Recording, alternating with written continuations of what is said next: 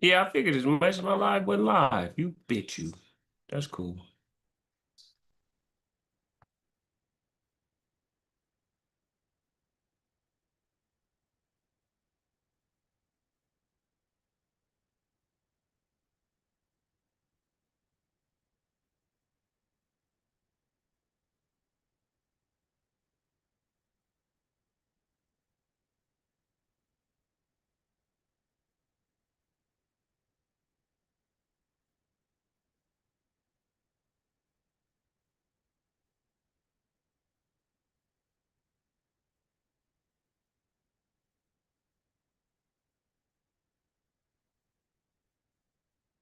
Ugh.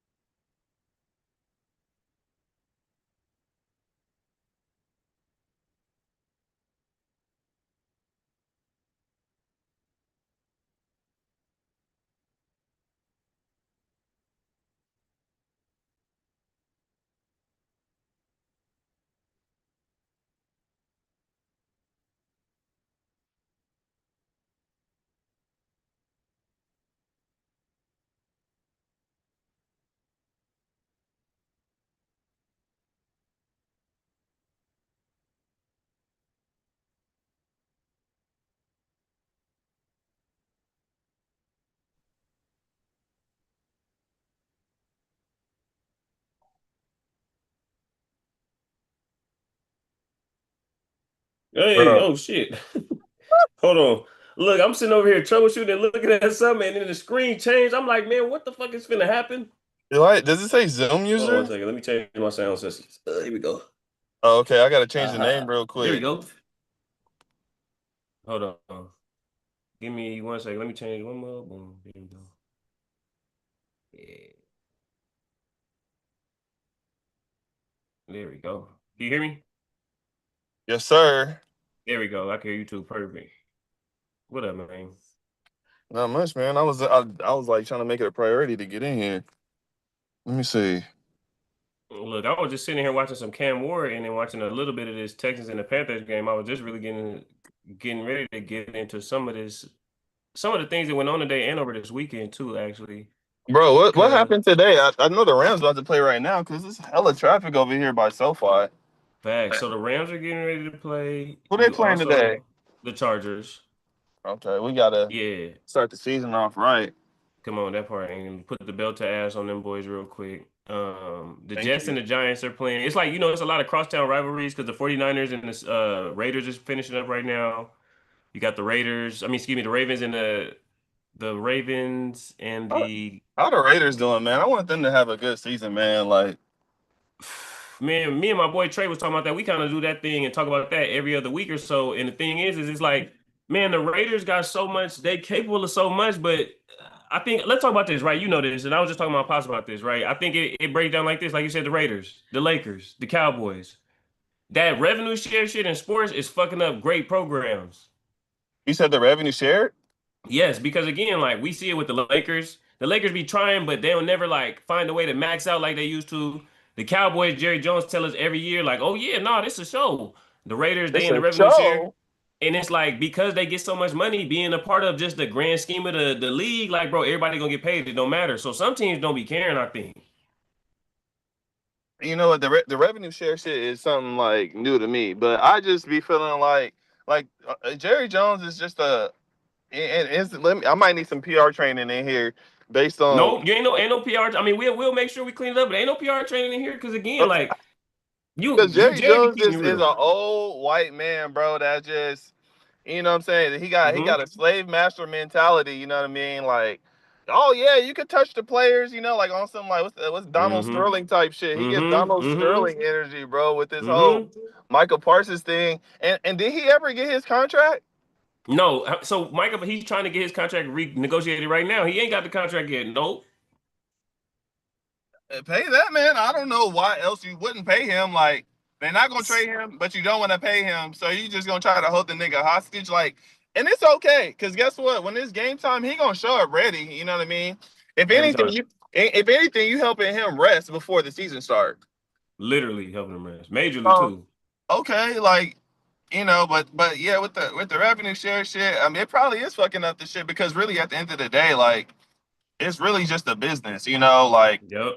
I just found out this morning because I'll be listening to Club 520 and they was talking about like I guess the Blazers are putting their team up for sale. I was just talking. I'm about to put a thing on my channel later this week. Me and my dad were talking about that. He called me like, "Man, what you think about the fact that they just sold this to another billionaire and didn't tell nobody who already own a team?"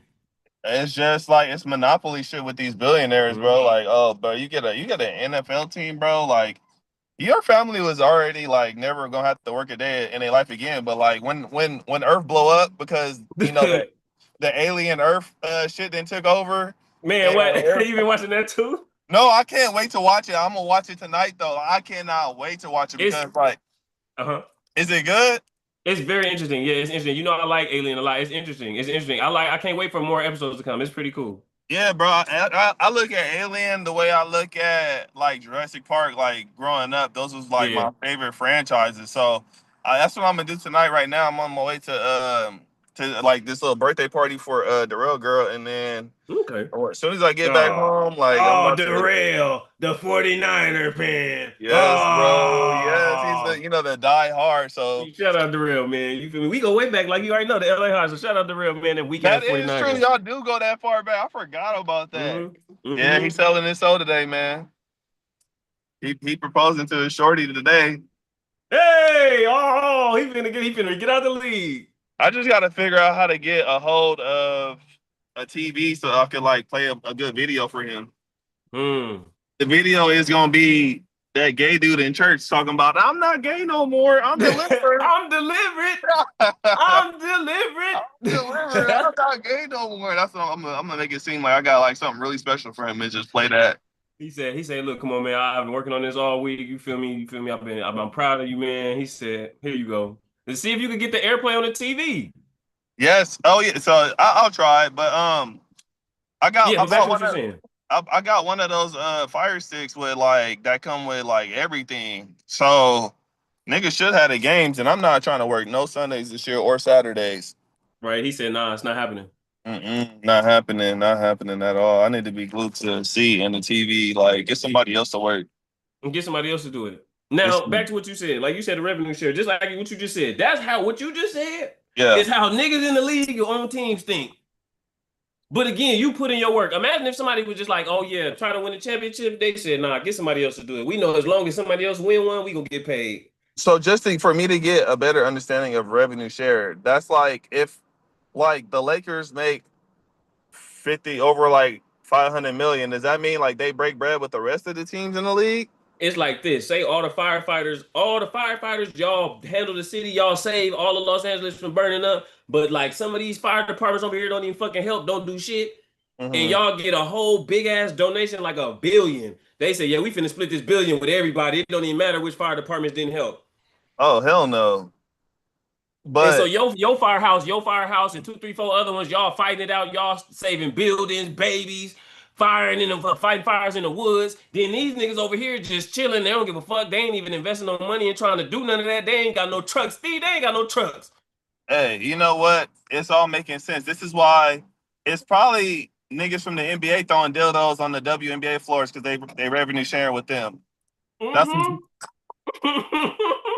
it's an inside job. They said, man, hey, fuck up. We gotta fuck up the imagery, man. We giving them too much money, man. We gotta make this shit unprofitable. Throw the dildo grenade on the court. I was watching something today. They said that it was three, not two, that's been thrown on the floors. No, they keep doing it. They keep doing it. It keep happening. No, this shit is too funny, bro. Like who they say people just stirring up the pot already. They like it's one dude and they say he gonna hit all 50 states to throw Not the all 50 states to throw the dildo on the to throw court. the dough on the floor. The dough, right here to throw the dough. The Let's be dough. politically correct. To throw the dough on the floor.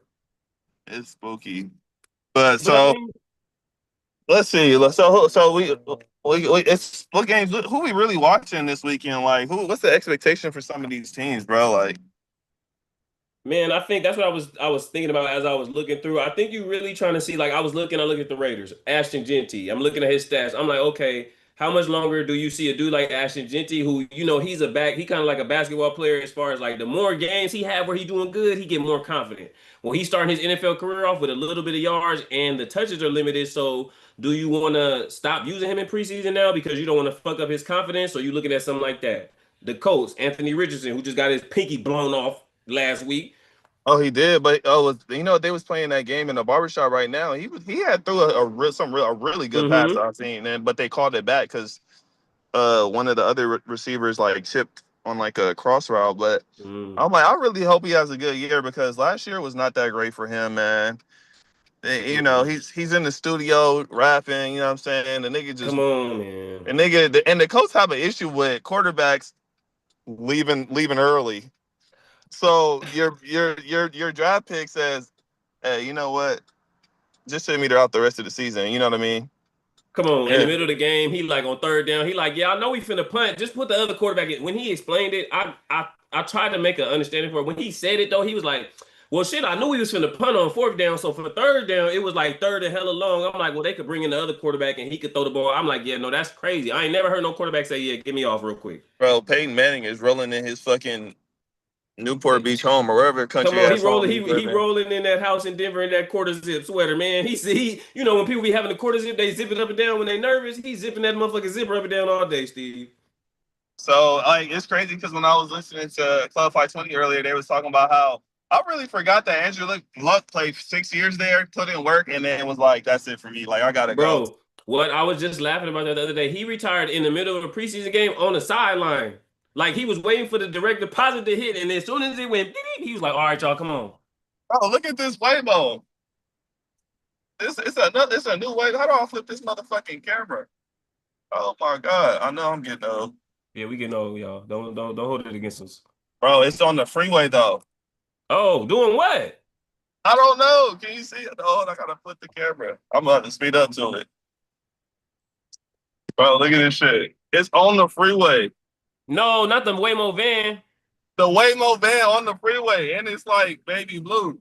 Yeah, no, the Waymo van. They look, come on, they and it's turned up. Chris said he got in the Waymo and it played Future. He made it play Future and it sped Who's off. driving this shit? It ain't. Oh, it's a nigga driving it though. Okay, I'm finna say, bro, ain't no that man. We gonna have to call them people if they got the Waymo van out here like that, man. What? Like damn flankers, man. Hey, why they really calling them that? People really hot, huh? I love it. I think it's the funniest shit ever. Me too, bro. Cause it's like how did y'all not predict this? Y'all knew what y'all was doing. Y'all knew that this was the end result. It started with those little food delivery shits in Hollywood, the things that right on the sidewalk to deliver your food.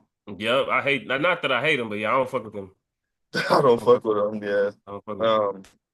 So yeah, that blew my mind. My bad. I have like ADD or something.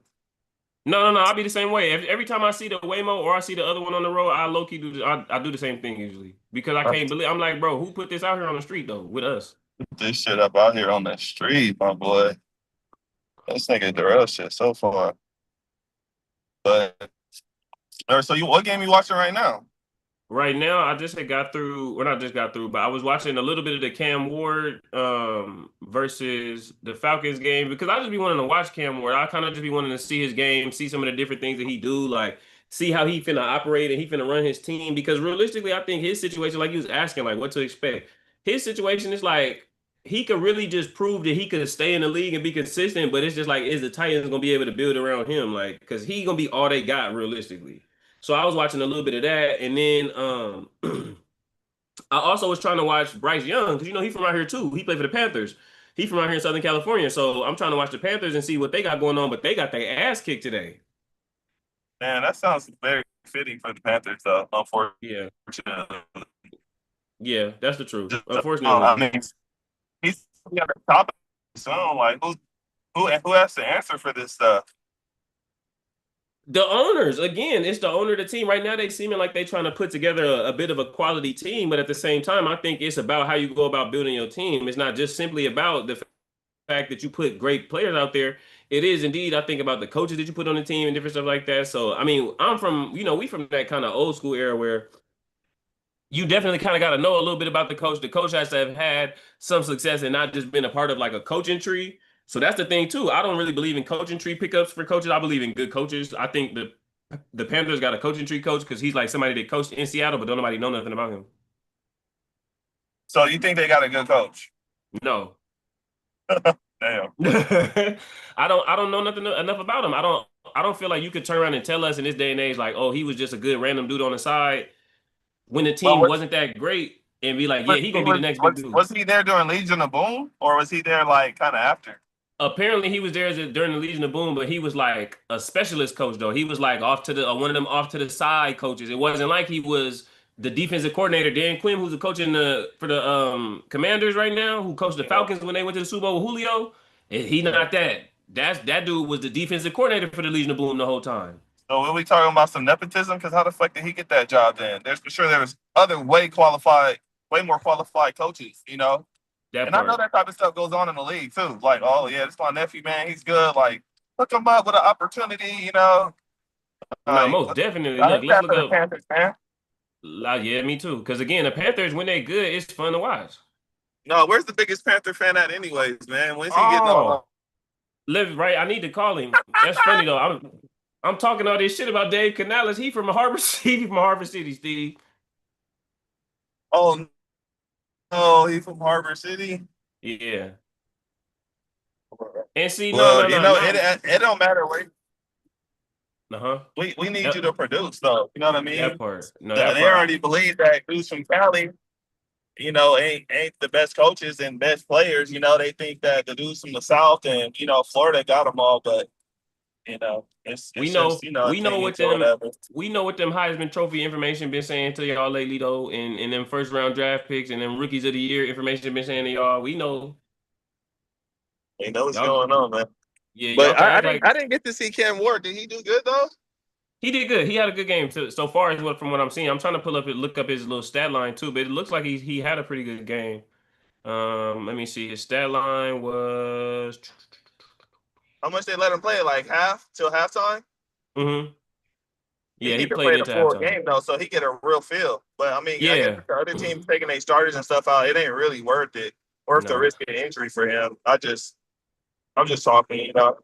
But it's not what you're saying though is what is one of the necessary things is you want to be able to see how he gonna be able to fare against the full speed of an NFL game and the adjustments. That's one thing you don't see in preseason. That's why a lot of quarterbacks struggle. That's why Joe Burrow was playing in the first preseason game like for half the quarter because dudes be playing in the preseason a little bit, but they come from college to the NFL and they're not used to the fact that you got pros adjusting against you, not just the coaches like you used in college, but again, everybody on the defense remembering that shit that you're doing. The D line remember that little move you did, that stutter step to the left, then get back to the right you did. The DBs remember what it is you told the receiver to do and how you turned your arm one time. So it's like I think you have to see them play the whole game so that you get a full understanding of what's going on. And back to this dude with the Seahawks. He wasn't nothing in Seattle, no disrespect, because he was a quality control coach, which means he was offensive quality control. I mean, he was helping call plays. And we know the only plays the Seahawks was calling was running the ball. Yeah. Hey, since we're talking about newer quarterbacks, is Michael Phoenix gonna start this year, or are they still gonna start like hmm Matt hmm Ryan? No, he's Michael Penix. Michael Penix is gonna start, and then they had Kirk Cousins last year, and they benched That's Kirk what they Cousins gave that ass. big ass. That's what they gave that big ass contract to, and everybody was sick about it because why the fuck would you bench this dude, this prospect? You know? Well, yeah, it was the fact that they signed Kirk Cousins after he was hurt, and then they draft Michael Penix like they was gonna run with Kirk Cousins. So we all sitting there the whole year watching, like, okay, so who fuck y'all fucking Kirk Cousins or y'all fucking Michael Penix? And then the coach Black, no disrespect, so he wasn't playing with Kirk. But if you watch the documentary on Netflix, not to be talking too fast, the quarterback documentary for this new season on Netflix, it was a very telling man moment. It was like one of the craziest be a man, step to your responsibility, but watch it blow up in your face moments I ever seen. Kirk Cousins was telling him, like, as a man, telling Raheem Morris, the coach, he was like, "No, I'm not playing up to my best right now. Tell me what you're seeing. I'm trying to get better." Like, da da da da da. He communicated with him like a man, like as a leader. Boy, Raheem Morris was like, "Yeah, he listening and shit like that." But he was like, "Yeah, you done told me you don't think you playing your best too many times." And he benched that man for Michael Penix in the end of the At a season. certain point, that's what you gotta do as the coach, though. Yup. And he's been a coach before. Remember, he was the coach in Tampa after Gruden, so he knows what that's like to let somebody ride a little bit longer. Oh, okay, yeah, he had Brady, huh?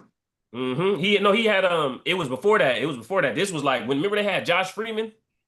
Yes. This was the Josh Freeman days. So they did when they fired Gruden and Gruden went to TV, they left the team on Raheem Morris and the Buccaneers was horrible and he got fired in like 2 years. So he know better now. He like, nah, I'm in Atlanta. I got a good job. Nah, y'all ain't gonna. Mm-mm. And then a lot of times in the league, second chances are hard to come by. Very hard to come At, by. Come on, as a black coach, no, like we ain't trying to do, we trying to keep about the topics. And again, all our topics is our topics. As a black coach in sports, period, is tough. As a black coach at the highest level in the NFL, for example, we already seen in the NBA, they can't even get a job back. You can't Mark even Jackson get it can't get done. a job back. He couldn't get a What job the playing fuck himself did on he do? TV. Like, you know what I'm saying? He said something about who he say something about LeBron's wife, and then LeBron got him blackballed. Is that what happened? It was apparently, well, we know that Um, it's good to be closer to God, but you know, in that financial technological Bay Area world, they not for all that sitting down making people pray and all that stuff. So apparently, Mark So they Jackson, need, Loki, he said some shit about trying to the people need to be praying, and then he wasn't feeling some of their lifestyle choices, and apparently that done got Mark Jackson blackballed. damn. I mean, hmm yeah, you know what? When you working with them people, bro, you can't. Unless you bring up God to me first, and a lot of times with God, you are the one. You are supposed to be the one to bring him up first, and I do sometimes too. But for the most part, like at work, yeah, like you get in these industries where it's white dominated, bro, and if you really ain't on their program, they do not like you. What at all? And if they not, if you ain't carrying yourself the way that you need to, Yeah, bro, they gonna treat you bad. Like they gonna talk about you. They gonna make it look like what I'm saying. like like you the worst three, four, five, six type of things too, Like just be like like you're the one of the that's fucked topic. up. You know, hmm it's hmm unfortunate. It's very unfortunate. But damn, I hate that for Mark Jackson. But but I hope that this coach, over there in Atlanta makes it work. Yeah. Yeah. And I think he had a good, especially to talk about that, right? Because it's even those things. I'm watching coaches. We should all be watching coaches, watching players that we like to see, and we enjoy watching schemes and teams unfold too, because those is gonna be the things, some of the shit that y'all watching right now, some of this little stuff that they doing are actually gonna be the things that's gonna influence the entirety of the season. So again, like you just said, like you hope that he does a good job. Raheem Morris came and he got that job because he helped the Rams. He was the defensive coordinator for the Rams when we won the Super Bowl with Jalen Ramsey in them. So that's how being in a good spot, we know how that go. Yes, you calling the plays, but again, we know that they took over and did their thing. That's how you get a good job, though. Yeah, you So I gotta think capitalize. literally you got to capitalize. And then Is John Gruden gonna capitalize it or in Vegas? And Man, we all love. I know you love John Gruden, bro. facts. You know, but what's Wait, gonna happen? What's gonna hey, happen? You know. Steve, this is why I like this though. See, this is why it's good for you to get on because then we can also refresh the world. So you know that Gruden gone, right? You know he got fired. It's Pete Carroll now. Oh, he did get fired, for the black dude, or the black coach got fired too, though, right? Yeah, they fired him for the black coach. Before that, it was a coach from the Patriots, Josh McDaniels. Remember him? Yes. Bro, he went over there. Devontae Adams and him got into a crazy ass beef. Devontae got him chased out of town, got Jimmy G fired. Then Devontae left. Yeah, no, Steve, this shit been crazy. And now they done pushed Pete Carroll out of Seattle. And Pete Carroll is the coach of the Raiders now. That was a lot. That's almost like some soap opera type shit. No, it literally, and it really was. It was fucking crazy. I do hope that the Raiders do good, number one, because like if It's he's what. from LA, or what I'm saying, if he really from Cali, like that's one of those Cali teams you hope Mm-hmm. do good. But yeah, man, I'm hoping they do something this it year. it Honestly, feels good, like you said. It feels good when a team like the Raiders are good for the West Coast because it's like a culture thing. Like it's like I was saying to my homeboy Trey, who's on the show with us now. He's or who he's doing the content and shows with us. He's a Raider fan. And I'm like, nah, it feels good when the ass beaters is in the club. Like, don't come beat our ass, but it feel good when them niggas in the club with the bandanas and the guns. Come niggas on, there in Vegas, bro, they gonna have a hard time getting some good rest. You'd have come to be on, very, very disciplined to play in Vegas. Honestly, very. it's like when niggas go to Miami and they about to play the Mm-hmm. Heat, They or they get the about to South play the Beach flu. Dolphins. You know what I'm saying? Mm-hmm. And niggas bet against the team because they know that they out there turned up. South Beach flu. Bet against them every time. I'm more inclined to fucking bet against whoever playing in Vegas or playing in Miami too, because I want to go to fucking the strip club too. But again, see, I think this is how we begin to get into the science of the mind and the man. Let's talk about it. Which Yeah. teams, when they traveling, probably is more susceptible? Them teams from the middle of nowhere. Yeah, you. Where's your team at, bro? You play for a fucking the Oklahoma City Thunder, or fucking like so Cleveland whatever middle Browns. You market. playing for the You play for Cleveland the Browns? Browns. You know what I'm saying? And you go to Miami, but the yacht is already booked for the day before. Come on, bro. The night before, like after y'all go finish y'all walkthrough and video and stuff, and you're supposed to go home and get your rest. Niggas is definitely on them yachts. You know what I All the mean? time. You know who say that all the time? Channing Crowder from Off the Pivot always talk about how when Marshawn used to come into town, him and Marshawn, they finna go out and they finna go turn up and then come play against each other the next day. Yeah, what, bro? Life is also very short. It's a tough position to be in because okay, yes, you're a professional. Mm-hmm. You're what I'm saying, you want to put on your best face for the next day, but like, what about like so Life. if you don't what about life? What at your 10-year career, you never went out and had a good time with your boys. You never No disrespect, no disrespect. We love him. We gonna have to bring up Uncle Bean. Now we know that he did have plenty of experiences and opportunities, but literally Kobe is a great example of that. His greatness and his great experiences, bro. Kobe for sure left a lot on the table, though. yeah, as far as his career? His life experiences, like you said, not necessarily that he was a go out to the club dude, but like you said, there's a few opportunities and things like that that you may miss out on that plenty of other people take. They don't end up being as great. And you know what? Kobe was a little turned up in his early years, as we all Yes, know. yes. And he locked in for what's her name, Vanessa, Yep. and became who he became. But Mm-hmm. not everybody can be like that. Exactly. Like, and not everybody has that type of mentality, that type of discipline. You making all this money, bro. It's all the devil talking to you every day. Like, oh boy, it just answer the phone, like answer the DM, like answer the door, like. And see, that's what I was gonna say. I think that's why this is good too, because we can speak on this, right? At the end of the day, you were a successful man. You're a successful professional, right? I'm building my success in my path in my career. We both good looking black men, be surrounded by that kind of thing. So again, we all at times live that energy like the athletes, right? But again, as somebody who goes and handles his business and makes sure that he ESPN top 10 in performance and ESPN top 10 in highlights, explain that though, like you just said. How do you strike that balance? Because again, you go and enjoy yourself, right? You go and make sure you take care of your body and you work. You go work out in the field and actually do your occupation. So how do you, even as somebody? Because again, I look at you like that. Even as somebody in our circle, you are one of those athletes who does balance it at one of the better levels. Hey, A Niggas life just athlete. You a life athlete to me. niggas is fighting every day. Ask Michael Porter Jr. Boy, He's, you heard him? he's freaked out, bro. Freaked out, boy. He's freaked out, you know. So, Yeah. you know, you get there and you low key done made it, especially if you done made it past a 3-year career, 4 or 5 year career. Some of these guys, you know, like maybe Tua's got so many concussions off the court too. Maybe he's bouncing them other basketballs, you know, Steve, in the club off his this what head. I was saying. I was telling this to my boy Brandon. Shout out to Brando. He in the group chat. He an Eagles fan, and he was talking shit about Matthew Stafford and his back thing. And I'm like, bro, look though, like Don't do that. Matthew Stafford is a real vet, bro. Like legendary. he's very validated in his back pain, bro. Like if he need to take the day off, the week off, he should be allowed it. It don't have to be no questions asked. None at all. No question You asked at know? all. And then again, the thing about it is like you said, it's when you look at that, it's like Jimmy G was in Vegas, and one of the first things they told Jimmy G was, yeah, Jimmy, so you can have unlimited hoes when you come to Vegas, just for joining the Raiders. What legs is he gonna have? Jimmy G was did he play in Vegas? Yeah. It was one season though, huh? Yes, bro. He got benched for the. He played in. He was playing there. So go on Netflix when you get a chance and watch quarterback. I gotta watch it.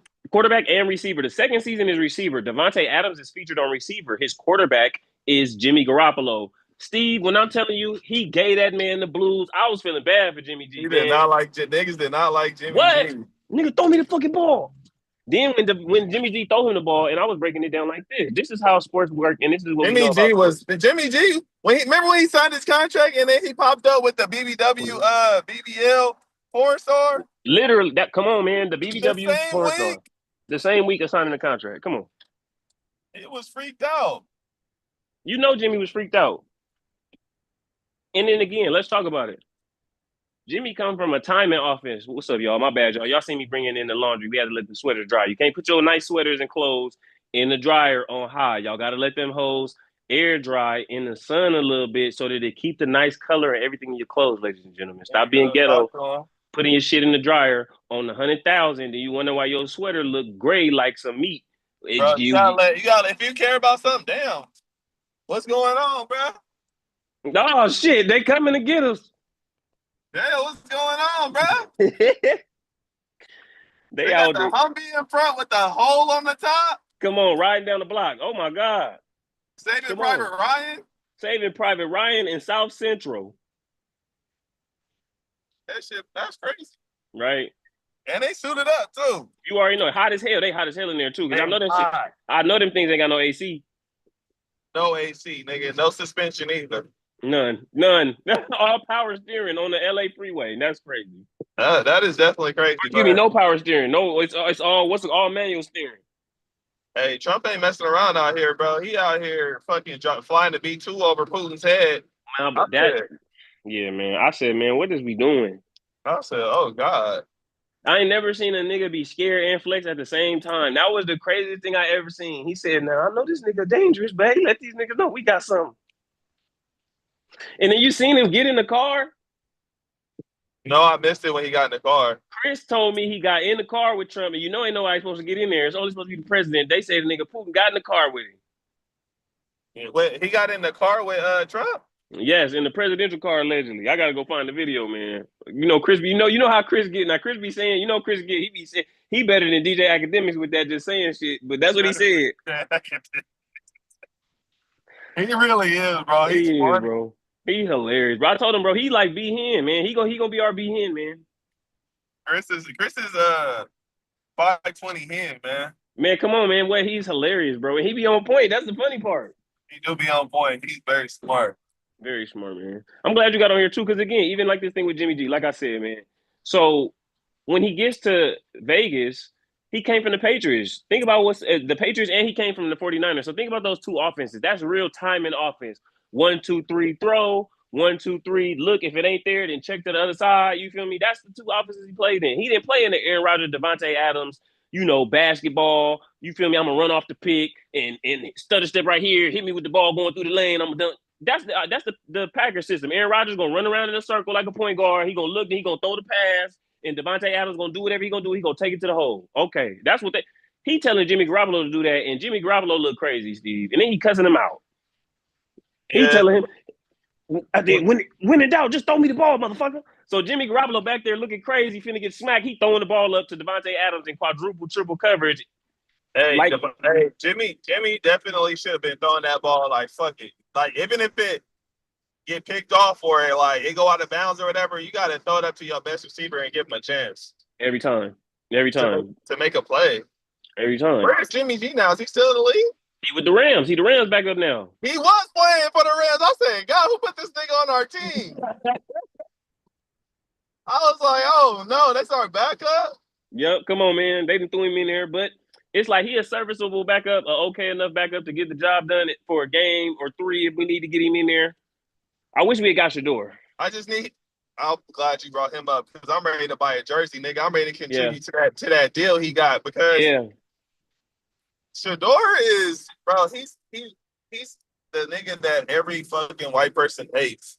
Yeah, he's rich. He's confident. He's talented. He's good at his fucking job. He's smart. Mm-hmm. And he know it. Hate that shit. Mm-hmm. Bro, did you see that video when he at the game and the dude was standing behind him, kind of mad dogging him? Mm-hmm. Yeah, yes. And he was in the suit, and he turned around. He was like, "Look at this dude," and he was like, and he just starts laughing at him in his face. Even what Dylan Gabriel said today, we were talking about that in a group chat. It was okay, it was good, but it was still almost the same thing that your coach said about Deion and his team 2 years ago. Yeah, Dylan Gabriel, they interviewing him in the middle of the game, and they like, yeah, so how do you feel about such and such and such? And he's like, yeah, you know, some people are entertainers, some people are competitors. I'm a competitor, da da da da. Now, again, just 2 years ago, your coach said, oh, they play for clicks and likes. We actually play for wins. And then they went out there and blew the doors off Colorado, like Oregon. They got a program that's 10 years ahead of Oregon, like Oregon program made 10 years ahead of Colorado. That's crazy that he said that, bro. The hate is real. That part. So I'm like, damn, bro, like, at this point, like you said, he's confident. He believes in himself. He knows what he's doing. He knows who he is. So why he can't come to the game in the manner that makes him feel his most confident? His teammates, they play tomorrow? They played today. They played against the Eagles. And he played again? He started? Nah, Shador didn't play today because he was hurt. But the other guy played. He threw a pick 6. Damn. Yeah, he got a little oblique injury from a little overuse. But I think it is a blessing in disguise because Dylan Gabriel is left-handed. It's hard to be a left-hand quarterback if you're not Mike Vick in the NFL. You better be fucking throwing dons, pretty much. So today he had a fumble on a play where he had to reverse pivot, meaning that he had to spin out backwards and then hand the ball to the running back. And because he's left-handed, the way that he handed the ball to the dude, he low-key kind of like damn near threw the ball in there. Yeah, dude probably bumped his hand or some shit. And the dude fumbled. Now, on the tape, when you're watching the game, it looked like it's the running back fault. Even for the people they breaking all this down in the front office. Thank you. So they seen the fact that left-hand quarterback had to turn, and then when he turning, instead of like a regular quarterback, when he turn, y'all, is usually turning and he hand the ball with this hand like this. Boy, that man Dylan Gabriel turn is usually like this. He spin around and he'll hand the ball like this. Boy, that man turned and had the ball in his hand and tried to go like this. And that's bad. He should know how to use his right hand on a play like that. You know what I mean? Yeah, exactly. Yeah, but it's a lot. It's a lot going on for him. It's a lot going on for his brain to process. So I understand. Mm-hmm. It's just, what are the odds that Shador starts this season? Me and Chris was talking the other day. We saying it's a high chance he may end up getting cut if the politics don't work out for him. But now that I didn't see that, he needed to play today. Yeah, he did. He definitely needed to play today. What was his injury? Oblique injury. Oblique, his ab? Mm-hmm. Bro, we needed him to play today because he literally has to come out and do everything right. Everything right. But he out there working so fucking hard, you know, he getting injured, and I hate to see that. Mm-hmm. And that's what I was thinking too. I'm like, nah, the overuse now, just of him using, because again, Deshaun Watson not doing no reps. Joe Flacco doing limited reps, but they know he finna start. Kenny Pickett ain't barely doing no reps because he hurt. Dylan Gabriel is doing here and there reps because he was hurt with a hamstring too, which that's what some people started to talk about. Damn, so did Dylan Gabriel low key like act like he was a little more hurt than he was, so that he could kind of chill out a little bit prospectively? Who knows? I feel like a competitor gonna compete, but if you a third round pick versus fifth round pick, who got to turn around backwards and low key making people fumble because you can't hand the ball off with your right hand because you left handed? I low key might let his little black ass keep throwing the ball too because I'm gonna keep being hurt. I don't need y'all to see my deficiencies. Oh, I see what you're saying. Damn, you said Shador sitting out so you can't see his deficiencies. You just see him like how he played on a high horse. Exactly, and the same thing with Dylan Gabriel. Dylan Gabriel doing the same thing. He knew it. Dylan Gabriel did the same thing. Dylan Gabriel low-key could have played. You sat out that first game and then let me go out there. So now it's your turn. We ain't even gonna do this tit for tat shit. Go ahead, have it. Now this next game is probably gonna be the both of us possibly. Oh my goodness, that's a crazy theory, but part of being a competitor at that level is also being very smart too. Yep, you got to because it's more than just throwing your body in this game because the teammates react differently to Shador than Dylan Gabriel. I seen that today. The whole sideline, the I players, seen that video everything. too, where everybody was dapping him up. They got a good energy around Shador. He's a cool ass dude. Like they and that's very important for the team to support you like that too. And that's a coach a decision a decision a coach has to make when he's looking at, you want somebody to lead your locker room. And that's what I was finna say. I think when it comes down to it, Dylan Gabriel, they don't need and want no boss. And they don't need and want no dad or no CEO. They CEO is Myles Garrett. And that's another thing too. I'm gonna send you the video so you can watch the mic'd up from Shador's first game. Myles Garrett said it to him though. He's standing there with Myles Garrett and he asking him questions. He was like, "Man, you think my spin move will work on you?" But it was on some Kobe shit. He asked him. He's like, I don't want to do you like that, young blood. But see, Shador in his head, he like, so tell me like so what you would do and what you looking for and all this stuff. Because Shador taking notes, he like, okay, so when I'm out, because Myles Garrett's the best DN in the game. He like, okay, so when I'm out there, that means that I need to focus on this or I need to do this so that I might be able to get away. And Myles Garrett told him, he was like, nah, bro, we're gonna need you. That tell you that Myles Garrett saying who he want. When your star fucking defensive end, your franchise player is saying that, I think the brothers is riling around him on the low too. Not even on the low, like, hey, we know you got fucked over. We know you're good. You here putting in work. We fuck with you. Tony we gonna Brown, rock with you. The safety, and it ain't gonna be us to fuck you over. It's gonna be that front office. Because we gonna ball for owner. You. We gonna ball for you because Tony Brown, the safety who played at Alabama for Nick Saban, he talked about Shador glowingly. He was like, bro, I respect him as a man. I respect him as a son. I respect him as a football player. I respect what it is we watched him go through in front of the whole world, and everybody knew that shit wasn't right. So, yeah, when you saying that the brothers is rallying around him, the team is rallying around him, they are, though. They actually are rallying around him because they believe in him. And they know, like, nah, he better than how it is y'all try to play him. Yeah, bro. I really want to see him have a long career, honestly. I mean, get what he deserves because, you know what, if he doesn't play good and he goes to another team, well, if he wins, it don't matter where he at. It'll be a knife in the gut for the teams that passed up on him, Yeah. So yeah, like the Saints are probably going to lose a tremendous amount of fans because I know they think they finna finesse into getting Arch Manning, but his granddaddy already done said he want him to play for the Cowboys. So that means it's an 80% chance that means Arch Manning is playing for the Cowboys when he come out of the draft because granddaddy done said everywhere them little boys done went every time. He said Eli wasn't going to the damn Chargers. That man played for the Giants, which means we already know Dak out of there. So now the Saints done fucked up because they could have had Shador and they skipped them for Tyler Shuck trying to tank for Arch, and that's not going to work. Think about that. That is going to start playing out for teams, and Shador is going to be a part of that dynamic too. Okay, so y'all thought y'all was going to take for Arch Manning, who will go where he won't, and we passed on a dude like Shador. They're not passing up Archie Manning, bro. He's the next Great White Hope, bro. He's the next Tony Romo. He's it. He's gonna be he gonna be that in Dallas. Exactly. The next Tony Romo in Dallas, balling. And I think he's really good too. He's gonna be starting for Texas this year, right? Yep. They number 1 in the country. And this is his freshman year, right? Sophomore. Yeah, I missed how he did last season. He didn't start a lot of games, but he had a few good games. I mean, his first game he came in and started or he played was against like UTSA, so they like mid-level D1, low-level D1. Yeah, he was out there running around like a creative player. He had some big runs. I remember that. Yeah. He had like a 60-yard touchdown run. He also had some like cool he's actually pretty athletic. He's athletic like the granddaddy. His dad was a receiver. Oh yeah, bro. So okay, like Hold up, what's the look for these college teams? Like SC, this year. What they doing? man. That's what's tough.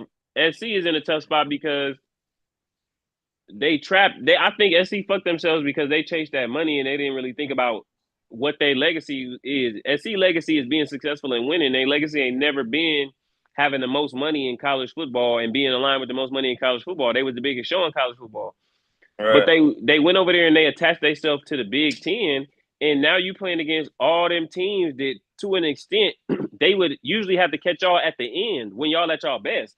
Now y'all playing them on the way to y'all end of the season. I think that hurts USC because you playing in all these different environments when it's usually you used to be able to get people out there, even in the Rose Bowl. We getting folks as USC as Southern California out here on our turf in our environment. They enamored with, oh man, it's so nice out here. It's usually cold at home. All this other shit. Reggie Bush and them pulling up like, nah, nigga, it's cold. Fuck all that. Come get these 150 yards. He never cared. So it's like now I think USC is losing out because the more and more you lose to Oregon, the more you now play Ohio State and Michigan and stuff like that, and you losing to them. More of these players now with the NIL and the money, they gonna want to go to all of these schools. They're not gonna want to come to USC. The quarterbacks, we already done lost out all these quarterbacks: C.J. Stroud, Jaden Daniels, Bryce Young, DJU.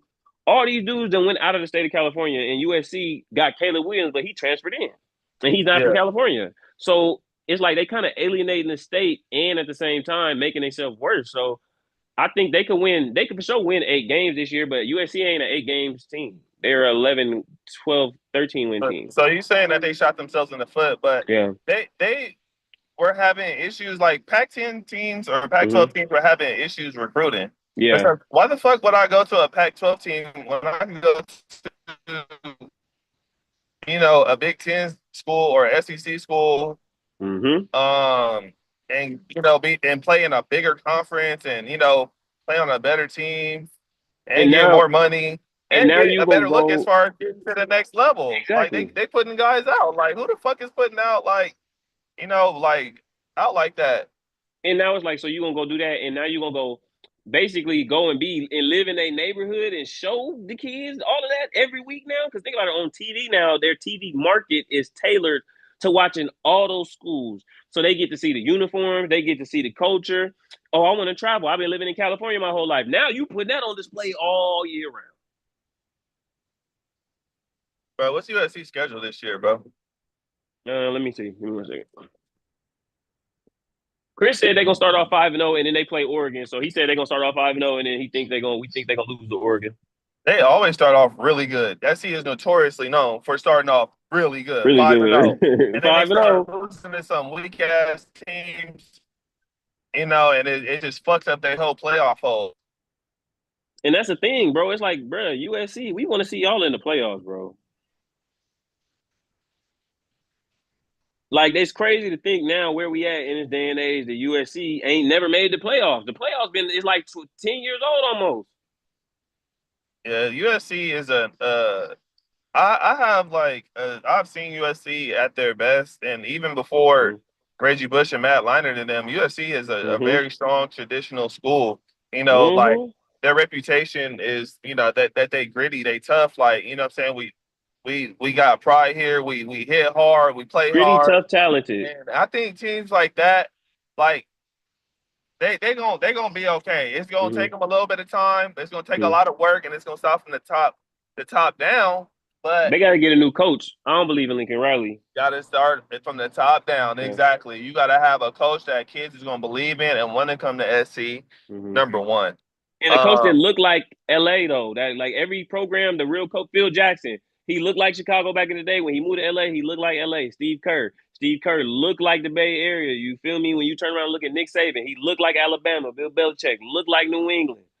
The great coaches look like where they at. I think part of that is true, but also like, where the fuck was Pete Carroll from, bro? I think he wasn't from no LA. Nah, where was he from? He was West Coast as fuck though. Let's see. That's real. Steve said, man, hold Was on, where he? that nigga from? Let's see. I don't know. Honestly, don't know. Let's see. Because Pete Carroll was a good coach and he had a great staff. And he Yeah, had great even staff. better players. Yeah, his players was amazing. Niggas wasn't even talking about other conferences back when Reggie Bush and Matt Leinart and fucking Lindell He White and come on. like Pete Carroll was Troy born in Polamalu Frisco. was out there. He was They born in San wasn't talking. Francisco. They was talking. Oh, he from the. Okay, all right, that's valid. He got that coaching. Damn, hey, he coached everywhere though. Pete Carroll. Yeah, bro. He coached at Arkansas. He coached at Iowa State, Ohio State, North Carolina State, the I was, Bills, the bro. Vikings, the I Jets. was watching him run across the sideline at the Raiders practice, and I was like, I know these young niggas be looking at Pete Carroll like, why is this old nigga still out here? Boy, what? And he really be running though. Yeah, he's still trying to have that same edge, which I guess that's his persona, but for Pete Carroll, and let's just be real, like it's hard to win a Super Bowl. It's hard to win a National championship in championship, yeah. college. So it's just, and it's easy for us to be critical. So Yeah. I don't want to take nothing away from Pete Carroll. Pete Carroll is, he's been put on from the hood. You know what I mean? No fact, no, literally though, yeah. So I'm not gonna talk no more shit about Pete Carroll. I want Pete Carroll to do good. I want SC to do good. What do you think are two foundational things besides, like you said, the up top, the coach, and the finances? What do you think are two things that's foundational in USC getting to that success again? Do you think it's recruiting the players? Do you think it's about um like the style of play? What do you think it is? Because I be looking at teams. I look at teams like Clemson. I feel like Let's Clemson, the run that they went on, that reminded me of how USC used to be. Like, where did Clemson come from and they be this good? Yeah, I think it comes down to if you have a winning program or not. Mm, If you're winning, kids are gonna come play. You mm, know what I mean? If you have a strong SC has a strong, fan base, like they show up, mm, it's Cardinal red and gold. You know what I mm, mean? But I think ultimately it comes down to that winning, you know what I mean? Like what can your program offer? Like Oregon, for instance, that for some reason, like Oregon, like is a very strong like school. Like mm-hmm. they got the Nike factory, like, you know what I'm saying? You're gonna be suited up and they put niggas in the league. Those are the type of things that entice kids to go to your school. Like, Definitely. I'm not sure if SC has, because they're so traditional. Have they really developed now into the future as far as like to entice kids to want to come? Like, yeah, you get Mm, NIL money, yeah, you in LA, but like I don't know. That's a tough question, honestly. I wish I had the answer. mm. Now, okay, so here we go. That's a great, but that was still a great answer, honestly, because I think that's the problem. I think the problem is we all keep looking at USC too, though, and we don't know why USC can't get it figured out. I don't know why either. I mean, we want them to figure it out, right? But Definitely. like, I look at it like this: your nephew is starting high school ball. He going to a prominent program. I yeah, think when I look at a lot of the programs, I think that's one of the things too. Like you said, it's about what appeals to the kids, and the kids at the end of the day want to win. They started going away from USC because USC wasn't winning the way that they were before. And do you think that that's because of the quality of California players that they choosing? Is it because they choosing the look sometimes more than they choosing the complete player, or is it because again, like they letting all the players get away? they the dogs, the real dogs are being recruited by the SEC schools.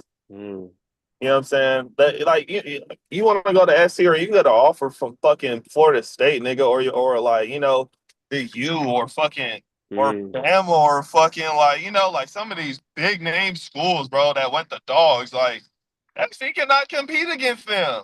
See, now this is what I'm saying. This is what you just You made gotta me pick the think. kids from Cali and the West Coast that want to be here and Yeah. know SC.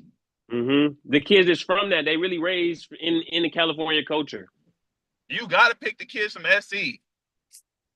Pull up with See, Ice Cube to get a 5-star wide receiver. Pull up with fucking shit, Dre, and you know what I'm saying. Tell this running hmm back like, hey, we need you in the hmm city. Like you from the pull up with Snoop. put the responsibility on these West Coast niggas back up from these schools out here and tell them they need to stay home and get it out the mud. Not get out the mud. I don't want to put that on them. But low key, like make something Yeah, special. You know what get I it out mean? the Like soil. Yeah. what was the Bucks were not bad before Tom Brady got there, right? Mm-mm. But he got there and niggas was like, okay, like why the fuck would he go there? His old ass, like he about to just get his money and dip. No, nigga, Super Bowl. Yeah, because again, the Bucks was all right. Like you said, they wasn't It bad. was They all was all right. right. They still had Mike Evans. Who was their Mm-hmm. quarterback? Was it It was Jameis. Yeah, it was Jameis before he got there. He was like a 500 nigga, but like you bring somebody with that type of mentality, like a Tom Brady type of mentality, which is a Mm-hmm. very rare mentality to even have. Like we talking about that Kobe mentality where Mm-hmm. you have the discipline to not go out and not be up late and to wake up at 4 in the morning every day and get this fucking work done, you know? Like And your diet is different as hell. You ain't eating certain stuff for decades. What ain't had a strawberry, certain type of stuff in 10 years? That's crazy. LA got to use their strengths, man, which is marketing. Big Yeah. market. Come to LA, bro. We're gonna put you in the pink Porsche like Caleb Williams, and we're gonna put you in the high rise. So Mm. if you want to paint your nails, that's cool too. It's LA. Come Whatever the on. fuck. I And don't and like know. you and like you said though, send those same people too across the country on these recruiting trips to go get some of these people. Because again, it's like Dion. When Dion pull up in these people's houses now, they parents come from that era. You got to low key send, like you said, Snoop and them go with the USC coaches and go low key go recruit their parents. They love you, Snoop. Tell them, man, we trying to get LA popping again. We need to be like back in the day.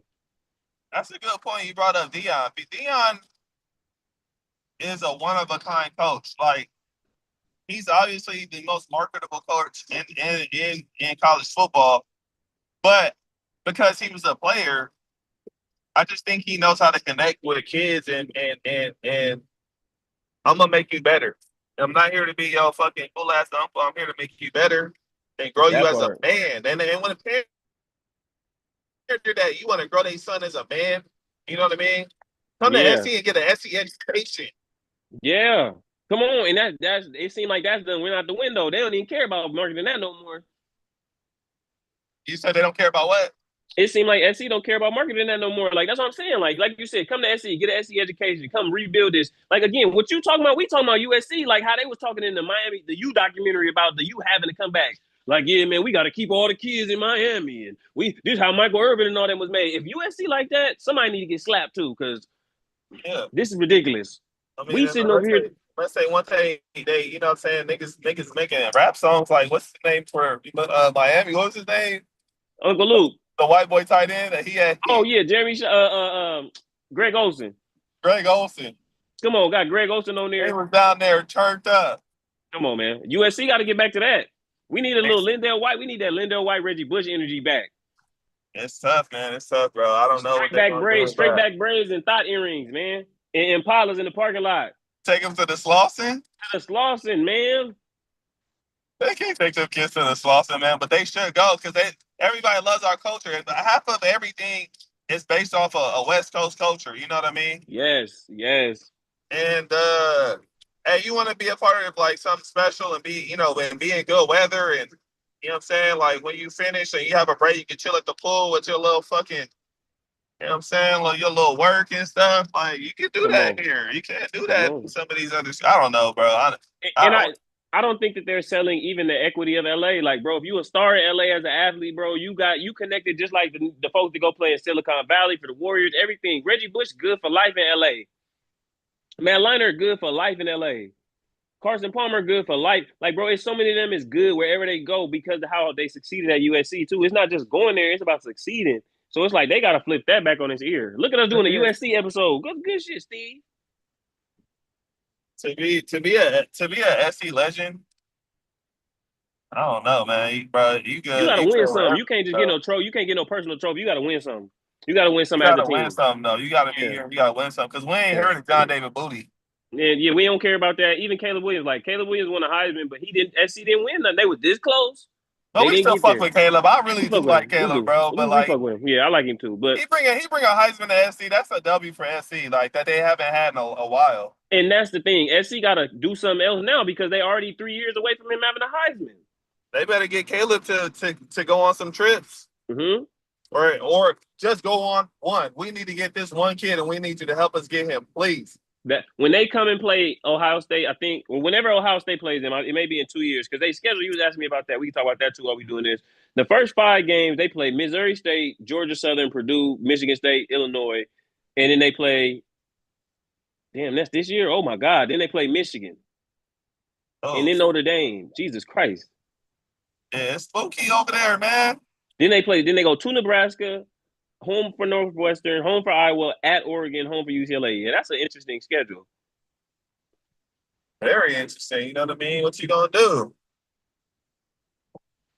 Man, they're gonna be 4-0. The Illinois game gonna be tough. Michigan gonna be tough as hell. Notre Dame gonna be tough. That is 3 tough ass games back to back. Nebraska is home, but they should win that. I don't know. I need to go through their tabloids a little bit and get some more information and stuff because I'm Mm-hmm. not sure how they lining up. They got some good receivers, but they defense is It's Rex always the Ryan. defense. Yeah, his Rex Ryan brother always a defense. Rex Ryan brother is the defensive coordinator now. So Good defensive players go down south. all of them. Because Alabama got, I think, 2 of them or one of them. The best corner, their best DB, their corner or safety is from California. You know how good of a fucking corner or DB you got to be, or any of those to be like top in the country. Literally. You got to be phenomenal. And again, it's because they matching up against all these great receivers that come from California, and these great quarterbacks and offenses, and the 7-on-7 that they get in their spotlight. And that spotlight, man. Everybody wants the spotlight, bro. Gotta get in there and ball. So I don't know, man. This football season, I'm happy it's here though, honestly. Like shit's so boring without football. Me too. I'm very excited. Especially because I think this is going to be a good season in both sports because it's a lot of players. It's a lot of players to watch, a lot of things to watch. Again, like in college, Bill Belichick in college, he coached at North Carolina. He said, oh, yeah, he is coaching at North Carolina, huh? Yeah. So it's like, that's going to be so interesting to see what they do. They might mess around and win the whole ACC out of nowhere. That would be crazy. Yeah, but it'd be the same shit that Deion doing in Colorado. Exactly. He did what Deion did and went to a way better program. He went to a way better program. Did he?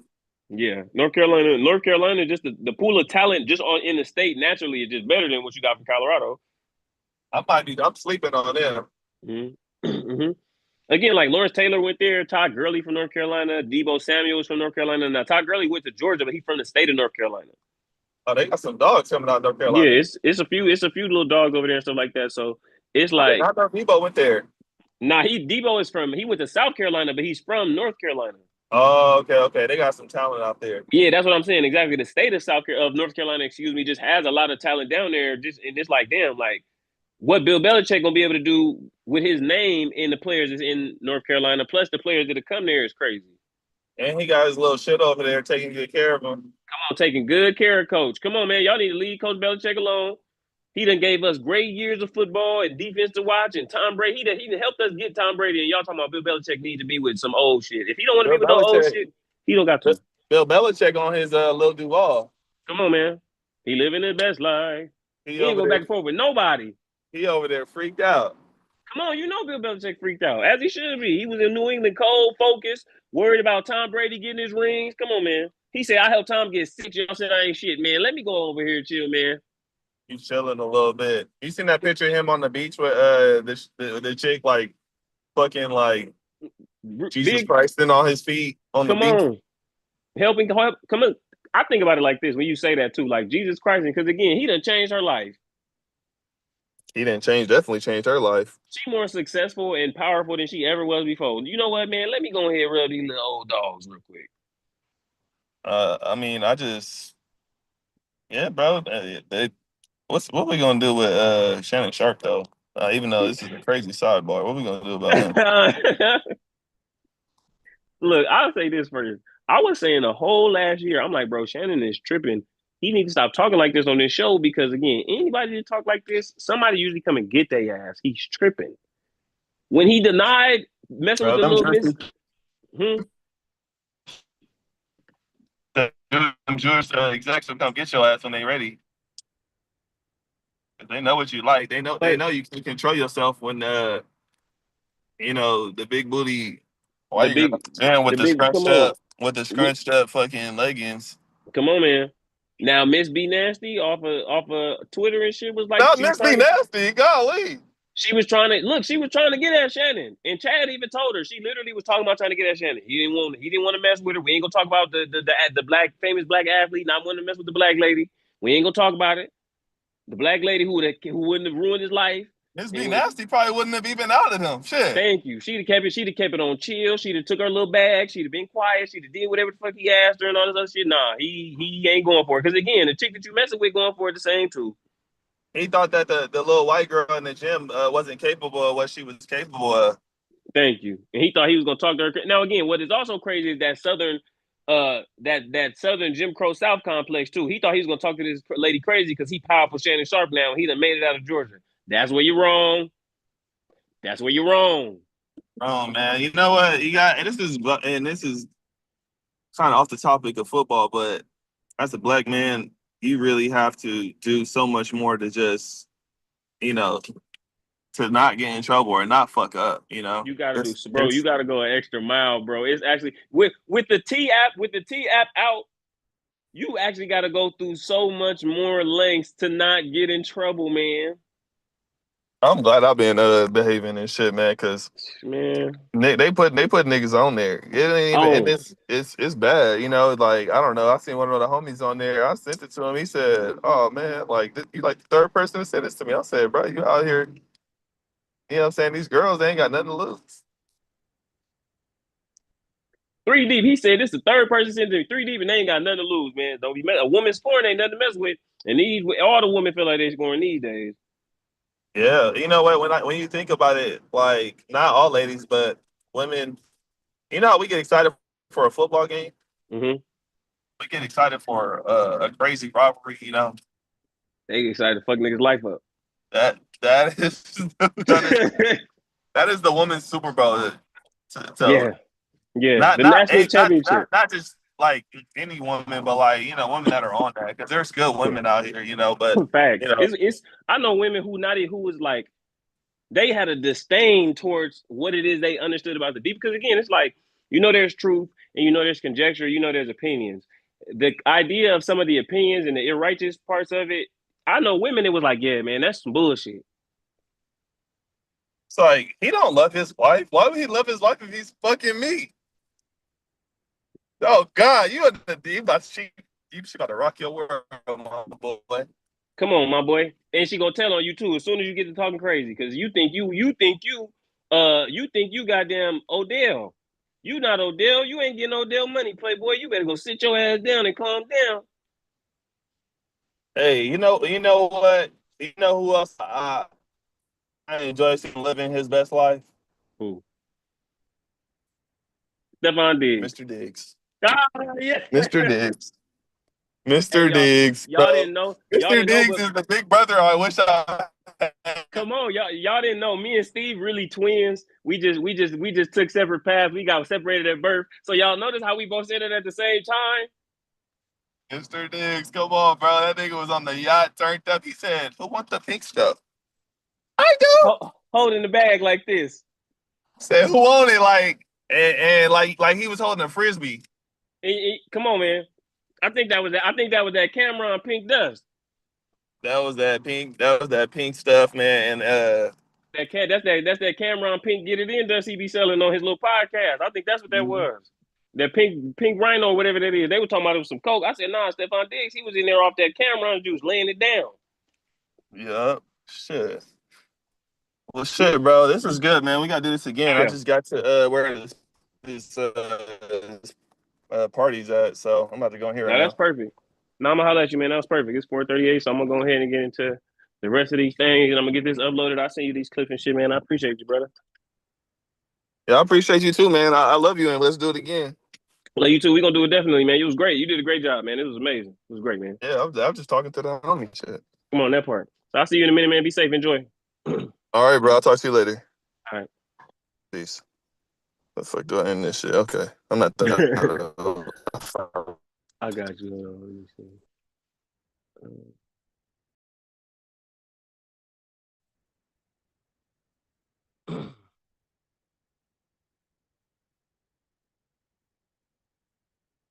I'm back. You feel me? So that was another episode. You feel me? Um, I got about 20 minutes on what I put is my timer was. But shout out to anybody that'll watch this when y'all do. Um, I'm gonna edit it up and clip it up a little bit too, get it a little righter and tighter. But we're gonna keep doing this, man. We headed into the season, as y'all seen. We got a lot to talk about. There's gonna be some NFL to talk about going forward soon too. Real games. Obviously, these folks is living a real road to glory, my player journey right now. Some of these dudes trying to make the team, but that real ball gonna get to cracking soon. As y'all seen, we talked a little college ball, right? So that was pretty fun and pretty interesting, and a little bit of life. Because again, the sports they often reflect back to life in so many ways. One more thing.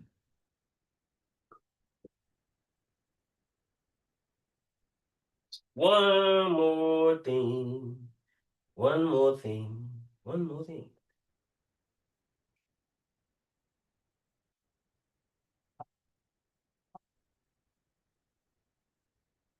One more thing.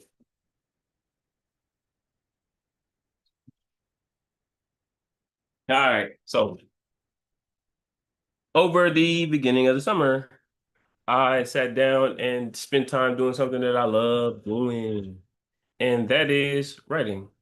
Uh, I genuinely enjoy it. I genuinely love expressing myself through writing in a variety of ways. And I just recently created excuse me, um, I finished a project, excuse me, that I really, really love. That I'm very, very proud of. Excuse me, I'm listening to myself in the playback while I'm doing it, so that's why I'm like kind of stumbling. But um, let's see, where's my cover?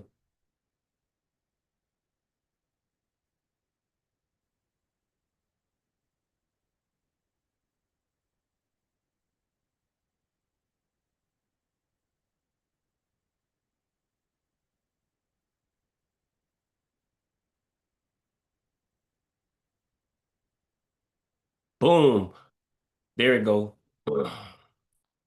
So that's my book.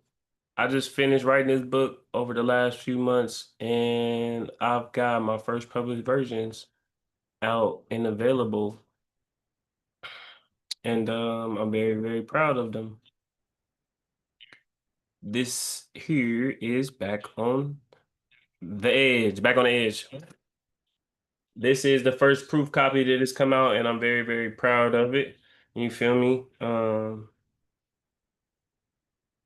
I'm looking forward to speaking and talking to people about it in person and in public. And I'm looking very forward to selling it as well. It'll be sold for $10, $9.99 on Amazon. It's available for pre-order via Kindle. And it'll be for sale for the paperback version, I believe. Everything working and God willing. Um, on the 31st of August. So you feel me? Go get this. Go check this out. You feel me? I appreciate y'all. And I appreciate me. Um, so yeah, this is it. Back on the Edge. It's my book. You feel me?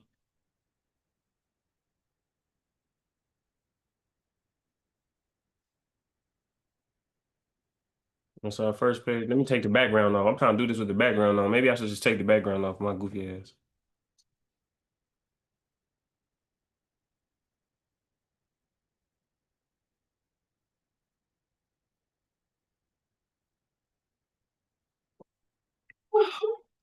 Feel me?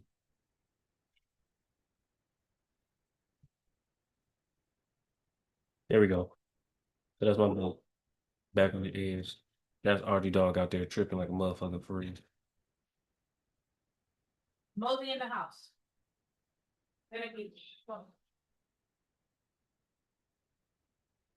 Making much long. Oh, about